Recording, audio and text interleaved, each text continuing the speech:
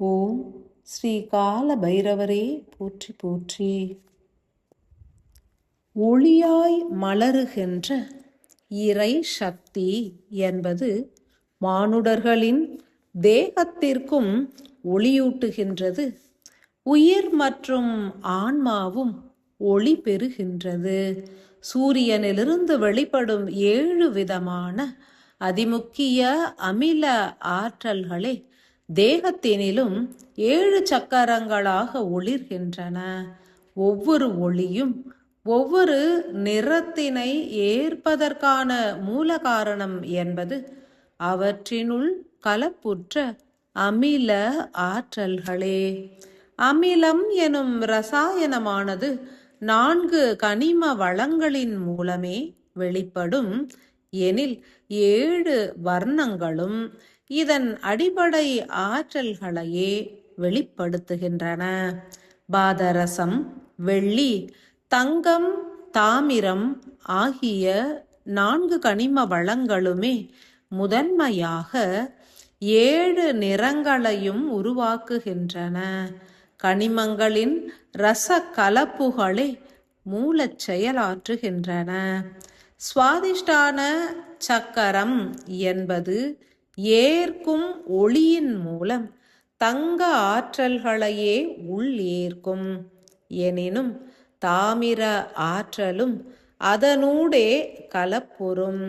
சகசிராரா என்பது பாதரச கனிம ஆற்றலின் மூலம் வெளிப்படும் இரசத்தன்மையினை ஏற்றிடும். ஆக்ஞை என்பதோ பாதரசம் மற்றும் வெள்ளியின் கலப்பினை ஏற்கும். விசுக்தியானது தூய வெள்ளியின் இரசாயன அமில ஆற்றல்களை ஏற்றிடும். அநாகத சக்கரமும் வெள்ளியோடு கலப்புறும் தங்க ஆற்றல்களின் மூலம் உருவாகும் அமில ஆற்றல்களை ஏற்கும். மணிப்பூரக சக்கரம் என்பது தூய தங்கத்தினை ஏற்க, சுவாதிஷ்டான சக்கரமோ தங்கத்தோடு கலப்புறும் தாமிரத்தின் மூலம் உருவாகும் அமில ஆற்றல்களால் இயக்கப்படும். மூலாதாரமே தாமிர ஆற்றல்களால் பூரணமாக இயக்கப்படும். சுவாதிஷ்டான சக்கரம் தூய்மை அடைவதற்கு பல வழிமுறைகள் உண்டு. யோக பயிற்சிகளும் பலன் அளிக்கும், தியான நிலைகளும் பலன் அளிக்கும். கலியுக மனிதர்களுக்கு எளிமையான பயிற்சிகளே உதவிடும். ஏனெனில் கடும் பயிற்சிகளை எவரும் ஏற்பதில்லை. அனைத்தும் எளிதாக கிட்ட வேண்டும் எனும் சிந்தனையே ஓங்கி உள்ளது. அதன் பொருட்டே எளிய பயிற்சிகளும் அருளப்படுகின்றன. உன்னதமான ஓர் நிலை என்பது யாதெனில், மானுட தேகமானது மாற்று ரூபங்களை ஏற்று எவ்விதமேனும் பிரபஞ்ச பேராற்றல்களை உள்ளேற்றிட முனைகின்றது என்பதாகும். எவ்விதம் மானுடர்கள் தங்களது தேவைகளை பூர்த்தியுறச் செய்திடும் செயல்களை எவ்விதமேனும் ஏற்கின்றனரோ அவ்விதமே சக்கரங்களும் இயங்கிடும் என்றுணர்க. ஒற்றைக்கால் தவமும் தியான பயிற்சிகளும் கசப்பு சுவை கொண்ட உணவும் சுவாதிஷ்டான சக்கரம் சீராய் இயங்கிட உதவுகின்றது. எத்தகைய பயிற்சிகளையும் ஏற்காத மானுடர்கள் எவ்விதம் உய்வுறுவர் என்றுமே சிந்திக்க வேண்டும். சக்கரங்கள் சீராய் அமைவதும் காலத்தின் செயலாக அமைகின்றது. கால பைரவராகிய யாம் பிரபஞ்ச ஆற்றல்களோடு எமது ஒளி சக்தியினை கலப்புறச் செய்கின்ற காரணத்தினால் மானுடர்கள் விரைந்து எழுச்சி உறுகின்றனர். பிரபஞ்சத்தினின்று வெளிப்படும் பேரொளி என்பது எங்கும் பரவியே நிலைத்தாலும் பூமி கிரகத்தினையும் அனைத்து உயிரினங்களையும் ஊடுருவி பயணிக்கும் காலம் இது. உணர்ந்தவர்கள் இறைவனை உணர்வர். உணர முற்படாதவர்கள் இறைவனின் ஆற்றலை பெற்றாலும் உணராதே நிலைத்திருப்பர். சுவாதிஷ்டான பயிற்சிகளை ஒரு மண்டல காலம் உணர்ந்து ஏற்போருக்கு ஓர் சத்தியம் உரைத்திருப்போம். சுவாதிஷ்டானம் என்பது முழுமையாக உயிரினால் இயக்கப்படுகின்றது. மணிப்பூரகமும் மூலாதாரமும் உயிர் சக்தியினால் இயக்கப்படுகின்றது. ஆக்ஞையும் விசுத்தியும் அநாகதமும் ஆன்ம ஆற்றல்களால் இயங்கக்கூடியவையாகும்.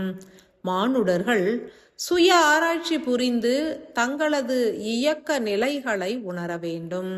புறத்தேவைகள் கூடியிருப்பின் மணிப்பூரகம், சுவாதிஷ்டானம் மற்றும் மூலாதார சக்கரங்களுக்கு அதிக எரிபொருட்கள் அவசியமாகும். அகத்தேவைகள் கூடியிருப்பின் மற்ற சக்கரங்களுக்கான எரிபொருட்கள் அவசியமாகின்றன. முதன்மையாய் அனைவரும் உங்களது தேவைகளின் சார்பு நிலையினை ஆராய கடவது. புறத்தினில் எந்த ஒரு தேவையும் அமையப்பெறவில்லை என்றும் இறைவன் மாத்திரமே வேண்டும் என்று சத்தியத்தில் சிந்திப்பவர்கள் சகசிரார சக்கரத்தினை மாத்திரமே தீவிரமாய் இயக்கிடல் வேண்டும். எந்த ஒரு புற சூழலையும் புற நிகழ்வினையும் இறைவனின் அருள் என்றே ஏற்கும் மனப்பக்குவம் உதிக்கும் வரை அனைவரும் பயிற்சிகள் அனைத்தினையும் ஏற்றிடல் வேண்டும். புற தேவைகள் என்பது ஓர் தனி மனிதரின் ஆசைகள் மற்றும் தேவைகளை சார்ந்தது. சூழ்கின்ற மானுடர்களுக்கு ஆற்றும் பணிகளை சார்ந்தது அன்று. ஒவ்வொருவரும் தங்களது 7 சக்கரங்களையும் சீரமைக்க வேண்டும் எனில் எந்த ஒரு சக்கர இயக்கம் எவ்விதம் இயங்குகின்றது என்பதனை சீராய் உணர்ந்திடல் வேண்டும். ஓர் சத்தியத்தினை உணரக் கடவது. ஓர் மனிதனின் தேவைகள் என்பது தனித்துவம் வாய்ந்தது, சுயமானது. பிறரது தேவைகளை பூர்த்தியுறச் செய்வது என்பது கடமையாகும் எனில் சுயத்தினை மட்டுமே ஆராய்ந்திடுங்கள். புற வாழ்வினை சார்ந்த தேவைகள் அதிகம் தோன்றிடின் கீழ் சக்கரங்கள் சீராய் இயங்கவில்லை என்றே பொருள்படும். ஆம், சுவாதிஷ்டானம் சீர்கேடு அடைந்திருப்பின், கழிவுகள் கூடியிருப்பின், புற தேவைகள் ஒரு மனிதனுக்கு சுயமாய் நிலைத்துள்ளது என்றே பொருள்படும். தேகத்தின் எல்லையில் அமைந்த 3 சக்கரங்களும் சீராய் இயங்கினால் பூரண ஒடுக்க நிலையினை எளிதாய் ஏற்கும். தேவையான தருணங்களில் விரிந்தும் ஏனைய தருணங்களில் பூரணமாய் ஒடுங்கியும் செயல் புரியும். மேல்நிலை சக்கரங்கள் சீரடைந்தால் இறை சிந்தனை மாத்திரமே ஓங்கியிருக்கும். எந்த ஒரு மனிதருக்கும் மனம் எனும் கருவி ஒரே சக்கரத்தினில் நிலைப்பதில்லை.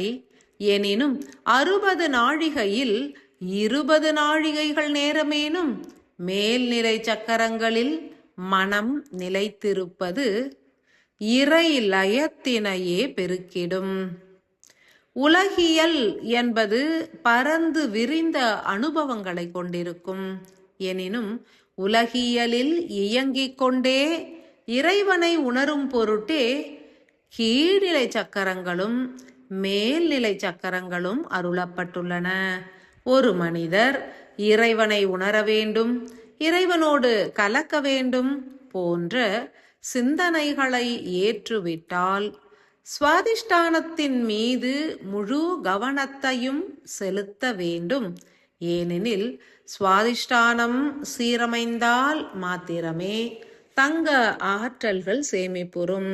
சுவாதிஷ்டான சக்கரத்தின் மூலம் தேகத்தினில் உருவாகும் அமில ஆற்றல்கள் யாவும் பற்று எனும் நிலையினை எளிதினில் உருவாக்க வல்லது.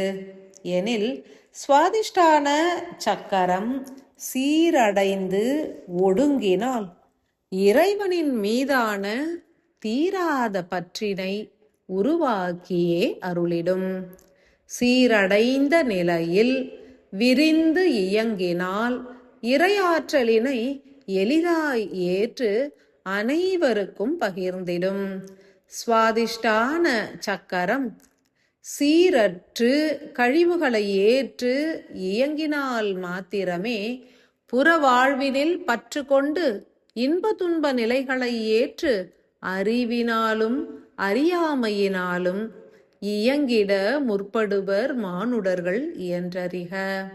சுவாதிஷ்டான சக்கரங்களை சீரமைத்திட பயிற்சிகளை மேற்கொள்ளும் அன்பு மானுடர்களே, சுய பரிசோதனையை தீர்க்கமாய் ஏற்றிடுங்கள்.